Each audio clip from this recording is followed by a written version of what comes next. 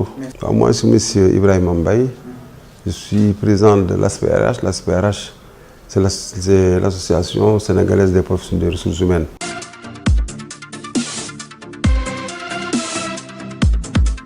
Une association qui a été créée en 1974.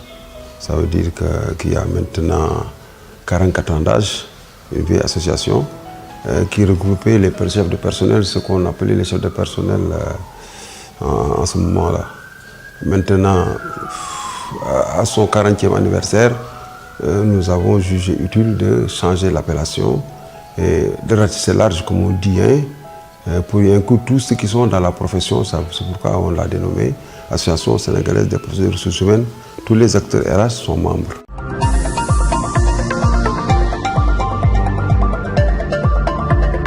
Dans notre association, nous avons des directeurs des ressources humaines, des responsables des ressources humaines, des consultants, formateurs qui sont disséminés à travers les entreprises, les ONG, qui sont dans le secteur public, parapublic comme privé. Emploi, quelle sorte d'emploi? Les emplois sont divers et variés au Sénégal et dans le monde en général. Cela va des métiers dans l'administration, dans le secteur privé. Nous avons des financiers, nous avons des comptables, nous avons des associations qui ne regroupent pas seulement des directeurs des ressources humaines. C'est beaucoup de corps de métiers, parce que vous savez, la fonction est transversale. Beaucoup de métiers ici sont greffés, beaucoup de RH qui n'étaient pas sur la base de leur formation des acteurs RH, qui n'ont pas reçu de formation en ressources humaines, mais qui, une fois en entreprise, ont peut-être connu une certaine déviation.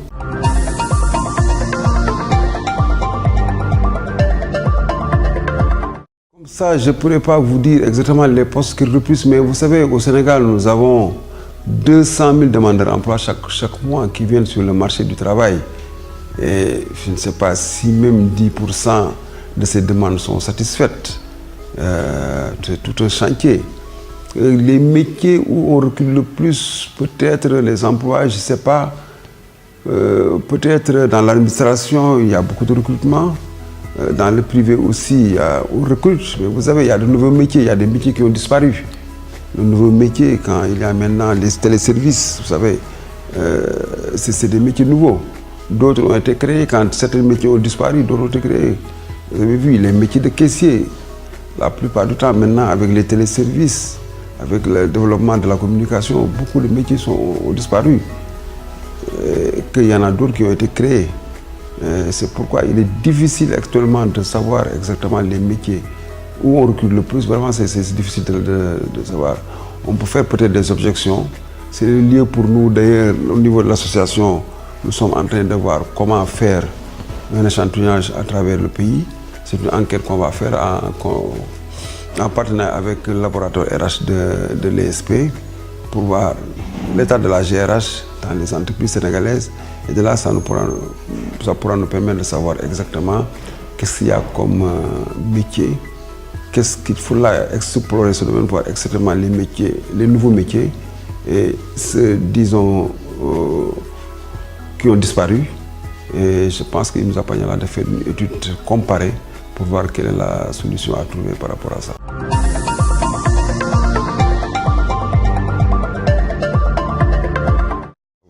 Mais vous savez, parfois, il nous arrive de chercher certains profils qu'on n'arrive pas à trouver sur le marché, alors que certains sont saturés même.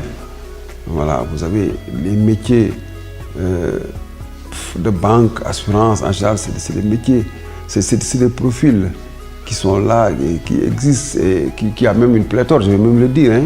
Il y a des métiers pointus où on a du mal à trouver parfois des profils. Et ce qui fait que parfois on a des difficultés. Parfois quand on a d'un côté une pléthore de profils, de l'autre, il en manque terriblement. Et je ne sais pas comment faire le juste équilibre pour pouvoir réorienter les étudiants, les formateurs même. C'est pour moi que c'est leur devoir de voir comment revaloriser, comment revoir ces nouveaux métiers pour que ces profils puissent être dégagés et que ça permettra à nos entreprises, quand elles ont besoin d'aller sur le marché, de trouver les profils dont elles ont besoin.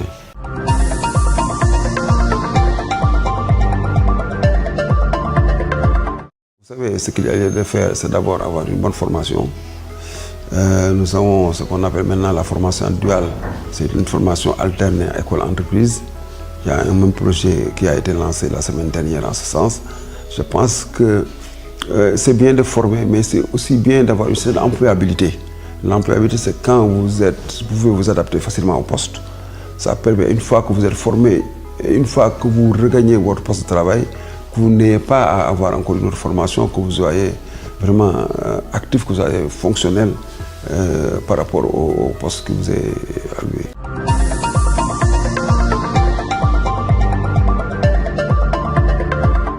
La remise perpétuelle de sa personnalité,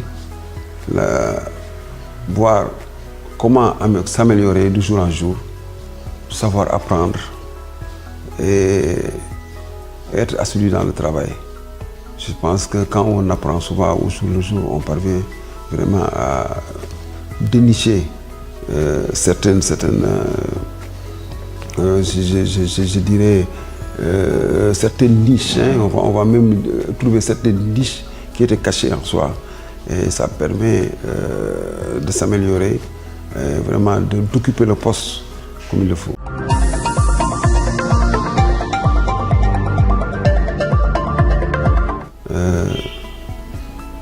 Comme on dit, un savoir-faire, un savoir-être même. Savoir se comporter, arriver à l'heure au travail, ne pas se focaliser sur certains détails comme on le fait souvent chez nous. Et je pense que c'est le lieu pour nous, directeurs des ressources humaines, de reformer, de former davantage nos N-1 et voir avec certains collaborateurs comment faire pour mettre le doigt sur la plaie. C'est quoi mettre le doigt sur la plaie? C'est de voir exactement ces tares et c'est de les corriger au fur et à mesure que nous avançons dans le temps.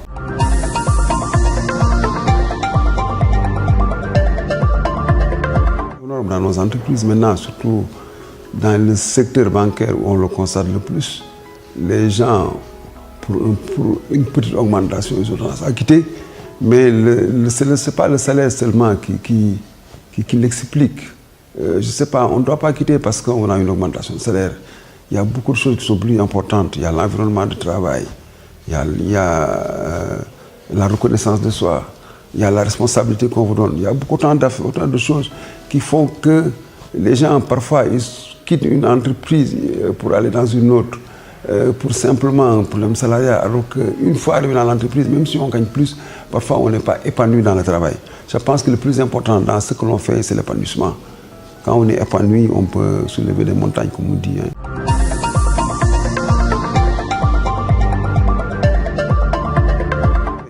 Un DRH, comme je dis toujours, ce n'est pas des diplômes, même si c'est important. C'est d'abord le vécu, l'expérience professionnelle. Parfois, on est assistant RH, il faut apprendre avant de devenir DRH. Parce que c'est un métier qui est assez compliqué et qui demande beaucoup d'expérience, une certaine maturité. Et ça, on ne peut l'avoir que dans le temps. Il y a ce qu'on appelle la valorisation des acquis d'expérience. C'est important. Et l'expérience qu'on a acquise dans le temps, il faut savoir peut-être l'utiliser à bon escient. Et ce qui fait que parfois, nous avons du mal à trouver parfois des ressources humaines aguerries, parce qu'en général, ceux qui sont sur le marché du travail n'ont pas eu cette expérience. Alors que, comme je disais toujours, les ressources humaines, c'est d'abord les relations humaines. Et il faut savoir parler avec les partenaires, parler avec les collaborateurs, avec ce qu'on appelle le top management. Et je pense que ça nous permettra, nous, DRH, d'enrichir encore le métier par notre expérience et en transduire cela par un savoir que nous devons léguer aux futurs DRH, c'est-à-dire à ceux qui viennent des écoles de formation et qui ne sont pas aguerris.